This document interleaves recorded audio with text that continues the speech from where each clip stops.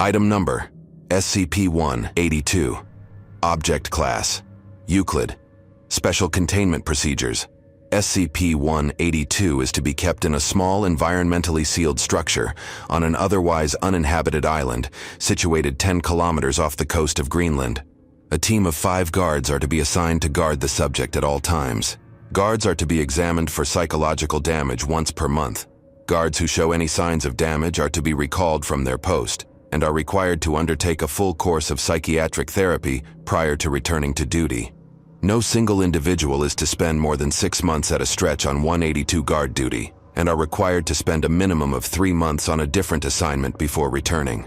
Personnel are entitled to refuse this assignment if they have already spent a total of 8 months or more on the island. SCP-182 has requested to be kept under heavy sedation for 20 hours per day. Following Incident 182-7, this privilege has been revoked.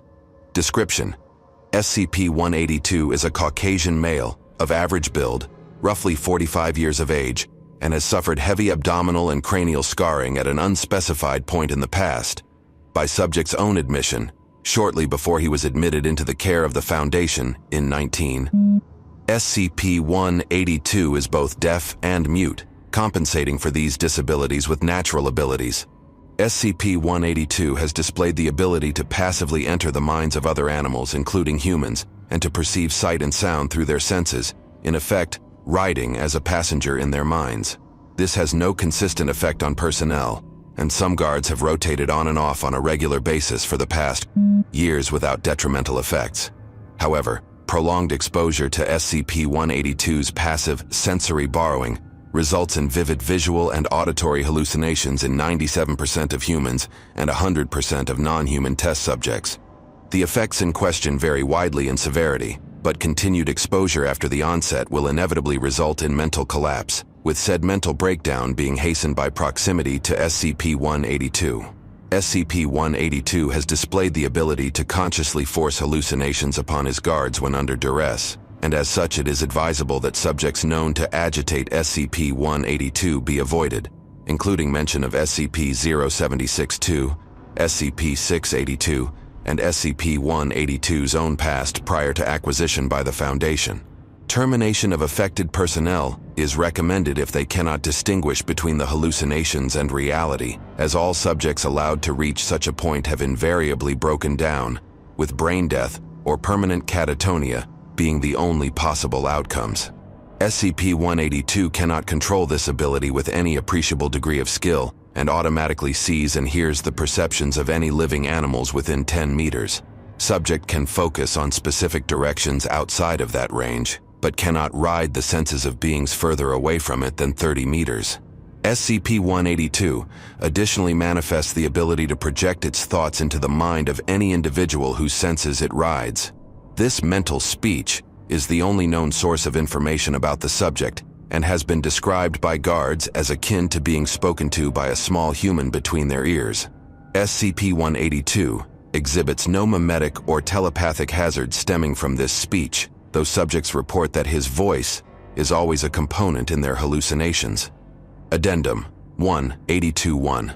SCP-182 claims that the incident that resulted in the loss of its speech and hearing also manifested its telepathic talents. It is not presently clear whether this was a deliberate goal of the torture subject was subjected to, or whether the apparently life-or-death situation caused previously suppressed powers to manifest. Questioning in this vein is to be discouraged, as SCP-182 has become agitated in the past and has successfully attempted to accelerate the rate of mental breakdown in his handlers, resulting in casualties during the first questioning. Addendum 1. 82-2. It has been suggested that SCP-182 be used as a translator with other SCPs who appear capable of thought, but not of communication. Given the side effects of proximity to SCP-182, this request has been denied. Incident Report 182-7. Audio report recovered from guardhouse. Voice identified as Agent. Recorded. 19. Yeah. So, we got the letter this morning from O5 saying the sedation was approved. Dr. went out to tell 182. Guy seemed pretty happy, clapping his hands and everything, like a little kid. Shot him up. He was out like a light. Slept a few hours, then Dr. went in to check on him, make sure he was still breathing. Don't want a casualty, yeah? Anyway, I'm in the other house. We'd got up a good game of 21 when I hear Doc screaming his lungs out. Something about spiders or what? Following this, the tape records 7 gunshots. Audio analysis indicates they were fired at a point above and to the left of the microphone. God damn it. We thought Doc had finally cracked. He'd been seeing little things out of the corner of his eye for a few days. We figured 182 had got to him. We drew straws to see who'd have to go get his body. Agent drew the short straw. Guy was fresh out here, just been assigned last week. Damn it, I should have gone instead. Screams started a few minutes later. Everyone got up at this point. We started walking out there. Snow everywhere. Should have transferred out of here before— Another 8 gunshots are heard, followed by repeated clicking. Subsequent sounds determined to be the replacement of an empty magazine. Ugh, these things. We got to the house where 182 was. He was lying on the bed, looked dead to the world. 30, maybe 35 feet away, and Doc were sitting on the floor, drooling. Well, Doc was dead. Blood oozing out of his mouth, looked like he bit his own tongue off. All 3 of us knew what had happened. I started to see things. I ran. I don't know about the other guys. I'm holed up in the building. Gonna wait for the boat to arrive. Hope I can hold off long enough. Audio recording continued for 17 minutes. Intermittent screams and gunshots can be heard, as well as a door opening twice. I've seen what happens to those guys that go too far. I'm not ending up like that. I'm not going to see those things. Bye. A gunshot is heard. Tape records 2 hours of silence.